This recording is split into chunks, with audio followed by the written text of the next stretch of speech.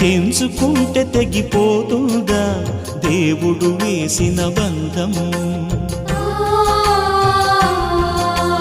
తెంచుకుంటే తెగిపోతుందా దేవుడు వేసిన బంధం?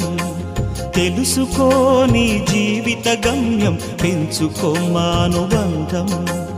7 అడుగులు నడిచిన వాడే 7 జన్మలు తోడుంటాడు.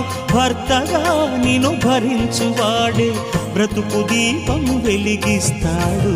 అతని హృదయం నాటి చెరామి, అగ్నిహోత్రమే అందుకు హామీ.